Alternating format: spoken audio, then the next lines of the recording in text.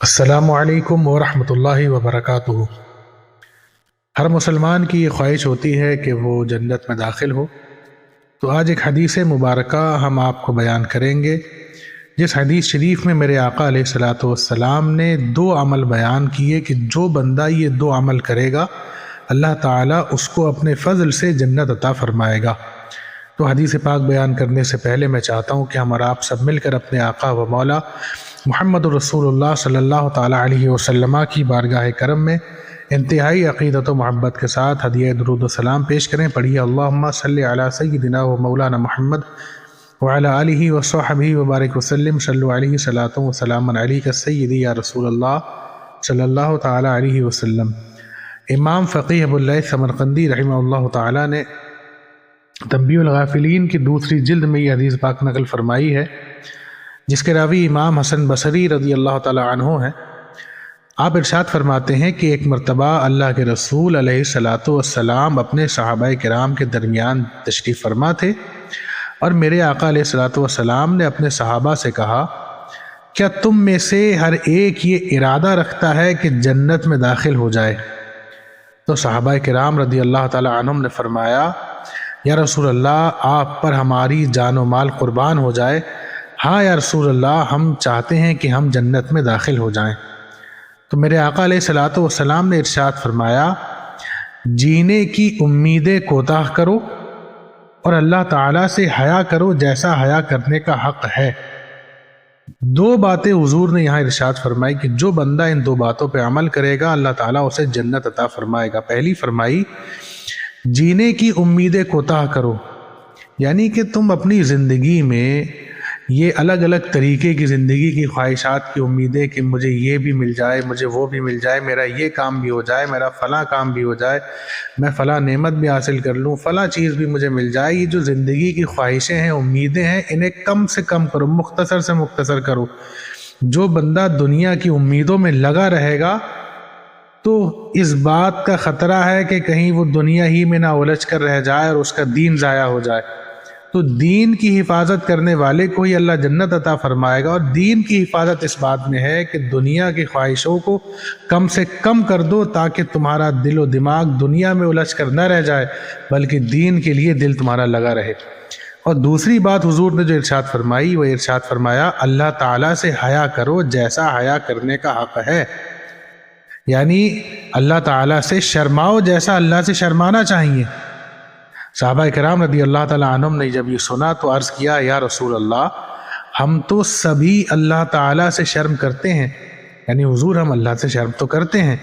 تو میرے آقا علیہ الصلاۃ والسلام نے صحابہ کرام کا جواب سن کر ارشاد فرمایا، میری مراد یہ حیا نہیں ہے، میری مراد اللہ سے یہ شرم نہیں ہے جو تم سمجھ رہے ہو، بلکہ میری مراد اللہ تعالیٰ کی حیا سے یہ ہے، اللہ تعالیٰ کی حیا کا مطلب یہ ہے کہ تم قبر والوں کو اور قبروں کو،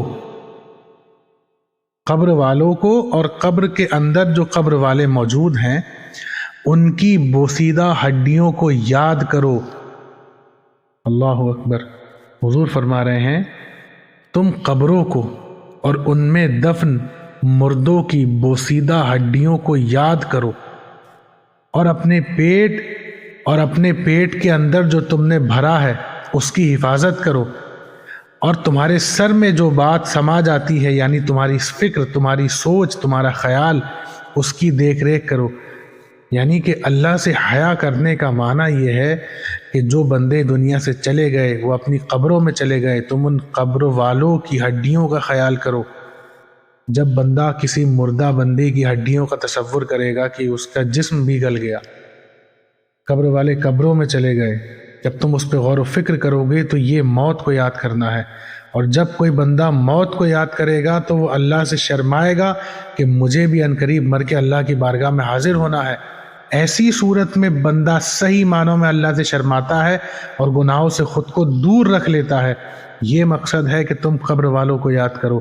اور حضور نے فرمایا، اپنے پیٹ کی اور جو تم نے اپنے پیٹ میں بھرا ہے اس کی حفاظت کرو، یعنی کہ جو تم کھا رہے ہو اور جس پیٹ میں کھا رہے ہو وہ کمائی پاکیزہ ہونا چاہیے، مال حلال ہونا چاہیے۔ حرام مال سے اپنے پیٹوں کو بھرنے والا اللہ کی یاد میں کبھی لگ ہی نہیں پاتا ہے۔ حرام مال سے اپنا پیٹ بھرنے والا اللہ کی یاد سے غافل رہتا ہے۔ تو اگر اللہ سے شرمانے کا معنی یہاں پر یہ ہے کہ اللہ سے وہی بندہ جو بندہ اللہ تعالیٰ سے شرمائے گا، وہ بندہ اپنے پیٹ کو صرف حلال روزی سے ہی بھرے گا۔ اور فرمایا کہ جو تمہارے سر میں سما جاتا ہے، یعنی جو تمہارے دماغ کے اندر فکر ہے، سوچ ہے، اس کو پاکیزہ رکھو۔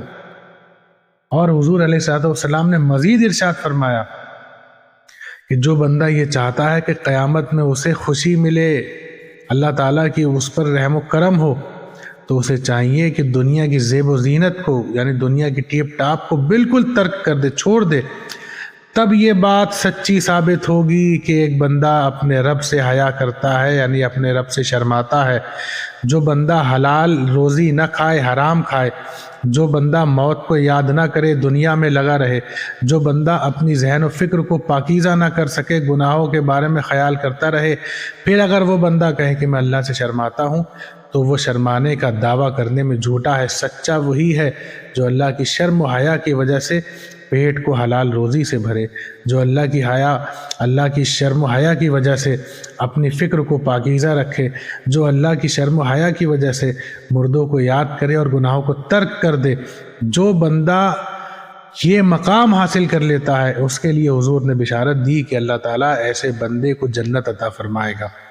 تو اب ہمیں اور آپ کو سب کو اس بات پہ غور کرنا چاہیے کہ کیا واقعی ہم اللہ تعالیٰ سے شرم کرتے ہیں، اللہ تعالیٰ سے حیا کرتے ہیں؟ اور اگر نہیں کرتے ہیں معاذ اللہ، تو آج ہی سے یہ عہد کر لیں کہ انشاءاللہ عز و جل آج سے ہم اپنے رب سے کامل شرم و حیا جیسا حق ہے ویسا کریں گے، تو حضور کی شفاعت سے، اللہ کے فضل سے کل قیامت میں ضرور جنت میں داخل ہو جائیں گے۔